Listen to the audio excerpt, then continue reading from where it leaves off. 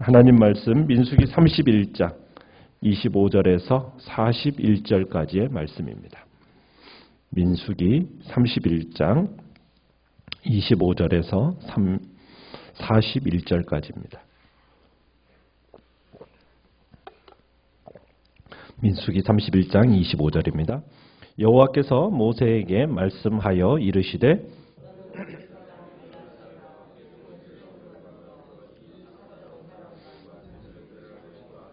그 얻은 물건을 반분하여 그 절반은 전쟁에 나갔던 군인들에게 주고 절반은 회중에게 주고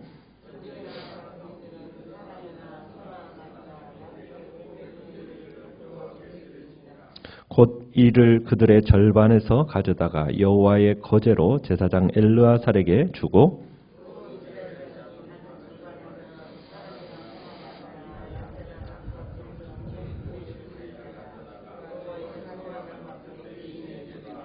모세와 제사장 엘르아살이 여호와께서 모세에게 명령하신 대로 하니라.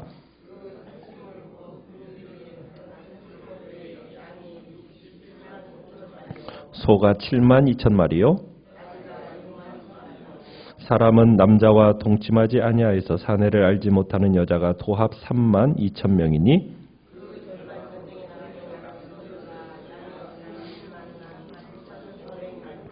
여호와께 곡물로 드린 양이 675요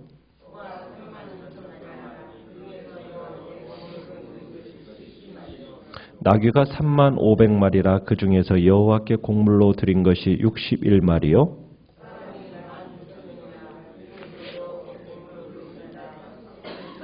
같이 읽습니다. 여호와께 거제에 곡물로 드린 것을 모세가 제사장 엘르아살에게 주었으니 여호와께서 모세에게 명령하심과 같았더라. 아멘. 오늘 말씀의 제목은 모두에게 골고루라는 제목으로 말씀을 나누고자 합니다. 이스라엘이 미디안과 싸워서 이겼고 그로 말미암아 엄청난 전리품을 얻게 되었습니다. 그리고는 이제 전리품을 분배함에 있어서 25절에 보면 이렇게 시작을 하죠. 여호와께서 모세에게 말씀하여 이르시되, 이 이야기는 지금 기록된 전리품의 분배 방식이 어떻게 모세 개인의 뜻으로 한 게 아니라 하나님께서 친히 지시하셨다라는 것을 우리에게 보여주고 있습니다. 그러니까 하나님께서 전리품을 분배하는 그 원칙과 순서를 이제 말씀하고 계십니다.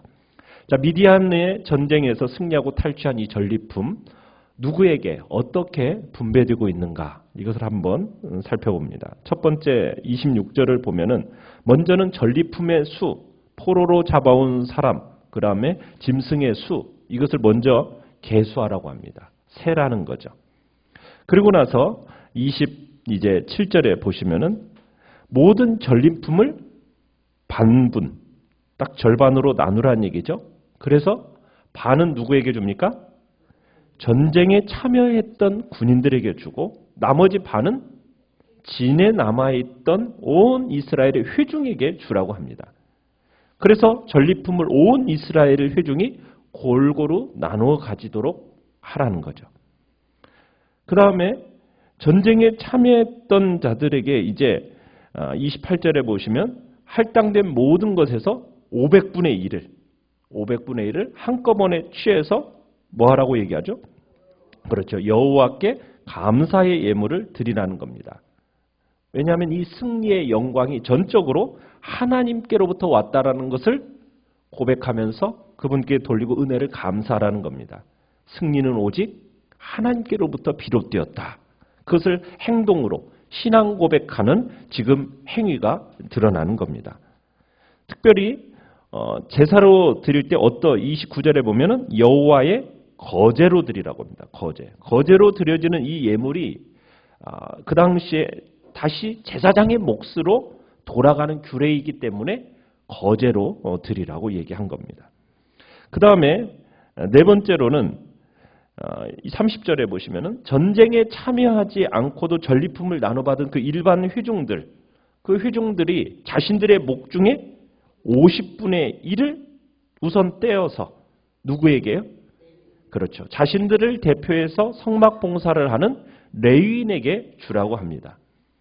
이건 지금 승리케 하신 승리의 주체자이신 하나님께서 정하신 법규로서 하나님의 일을 하는 자와 좋은 것을 함께 나누도록 하는 아름다운 친교회의 명령인 것을 보게 됩니다. 그 다음에 이제 분배되어지는 전리품의 양을 한번 살펴보게 되면은 자, 32절에 보면 다른 탈취물이 있는데 그 다른 탈취물 외에도 개인적으로 탈취한 물건 이 외에도 양이 몇 마리요? 67만 5천 마리, 소가 7만 2천 마리, 당나귀 6만 1천 마리. 그래서 도합 몇입니까? 80만 8천 마리예요. 또 정결한 여자는 몇 명입니까? 3만 2천 명. 50절로 한번 가보시면은 거기에 금폐물의 이야기가 나옵니다. 금폐물이 얼마냐면은 52절에 보시면은 여호와께 드린 거제 금 도합이 16,750세겔이다.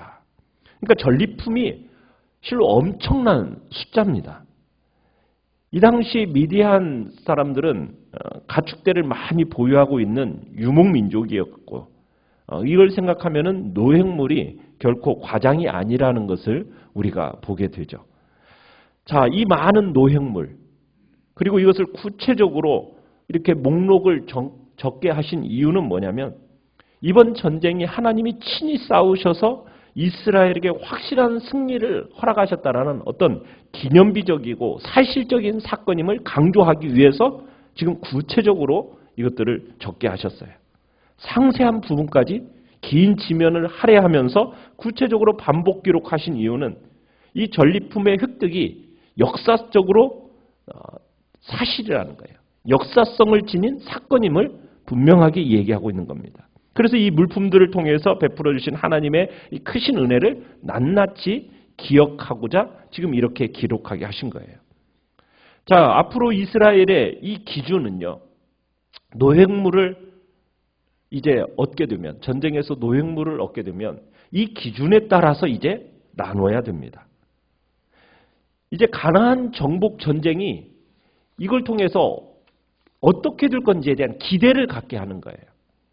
아직 가나안 정복 전쟁이 시작도 안 됐습니다. 그런데 이처럼 많은 전리품을 얻게 되었다라는 것은 앞으로 이제 실제 정복 전쟁이 이루어지면은 얼마나 더 많은 전리품을 얻게 될까? 그것에 대한 기대를 지금 하나님께서 주시는 거예요. 자, 우리는 이 시간에 한번 전리품을 나누는 하나님의 명령대로 전리품을 나누는 이 모습에서 우리가 느낄 것을 한번 생각할 것을 한번 보게 되는데 먼저 생각할 것은 자, 목숨을 걸고 거룩한 전쟁을 수행한 군사들에게 전리품의 얼마가 제공이 됩니까? 절반이 제공이 되죠. 그러니까 하나님을 위해서 자기 동족을 위해서 목숨 걸고 싸운 사람들 이 군사들에 대해서 하나님께서 수고의 대가 보상을 하나님이 허락하시는 겁니다. 이것은 우리가 이제 성도로서 교회가 우리의 진중이요 본거지가로서 우리가 이 땅을 삶을 살아갈 때 우리는 영적인 전투를 벌이며 살아가는 존재들입니다.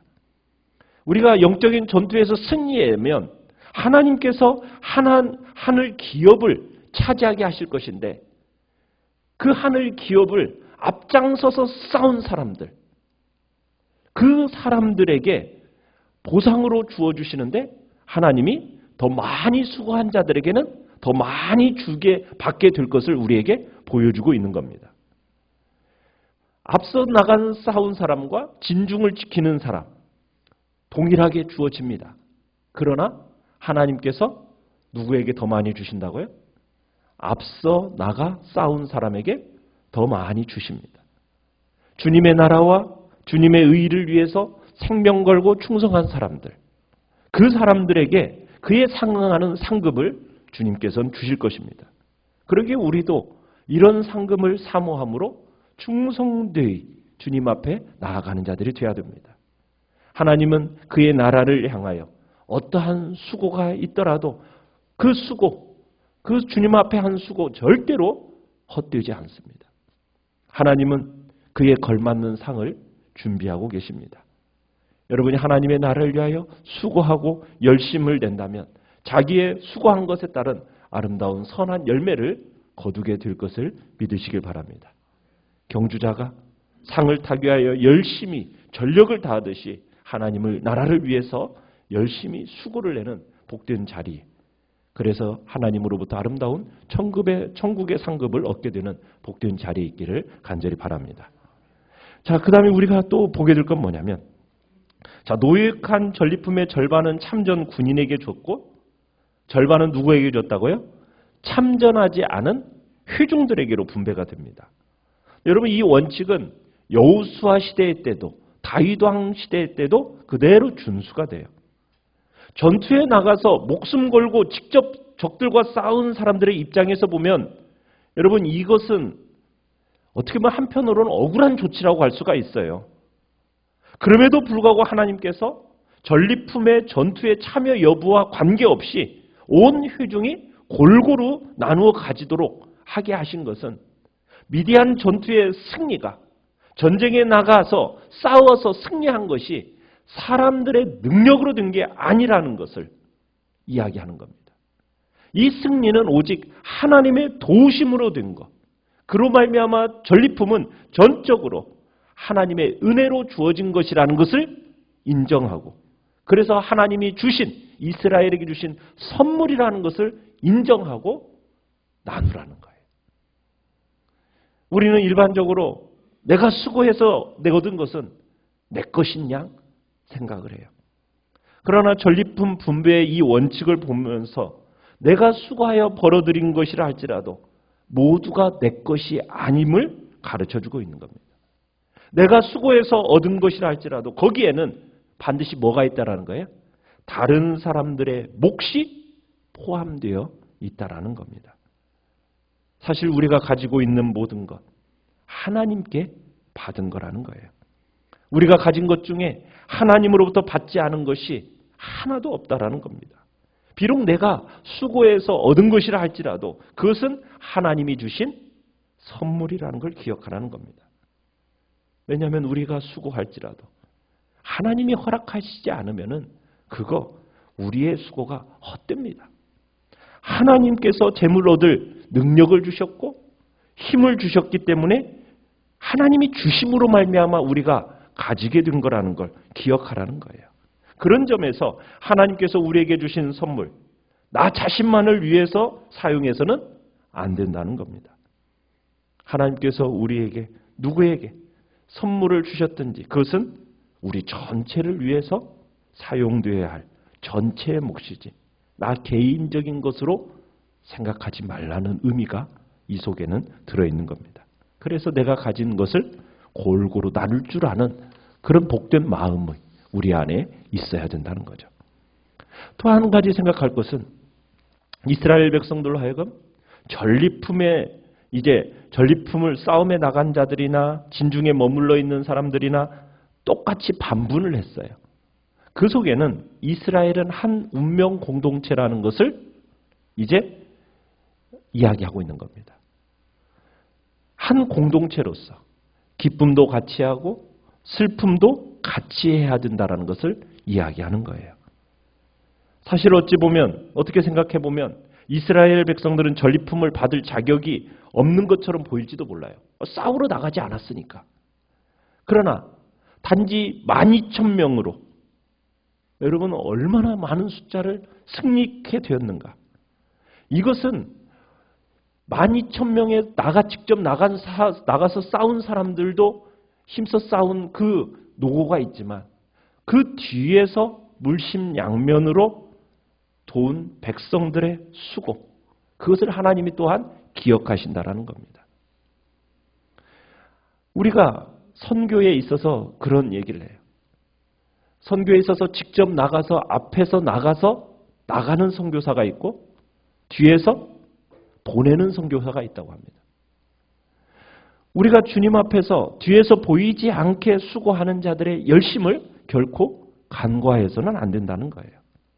나가는 사람이 있고 보낸 사람이 있는데 그 상을 어떻게 할 거다? 같이 받을 것을 우리에게 말씀하고 계시는 거예요. 이건 우리에게서 중요한 원리입니다.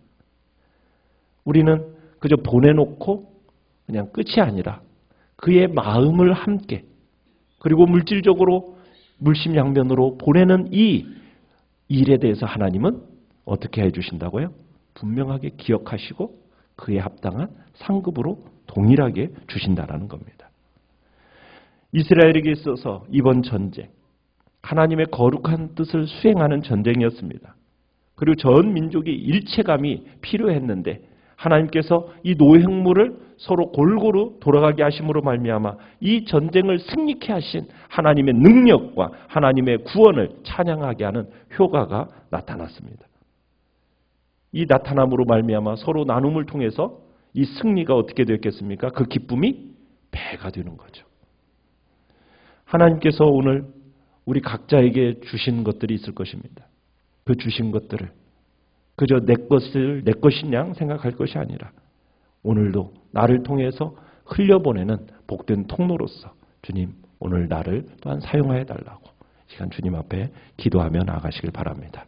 내게 주신 모든 것 내 것인 양 내가 붙들고 살을 것이 아니라 하나님이 주신 것으로 알고 기꺼이 풍성하게 넉넉히 섬기고 나누는 복된 자리에 우리들을 들여가겠다라는 아름다운 결단이 이 시간 나타나기를 간절히 소원합니다.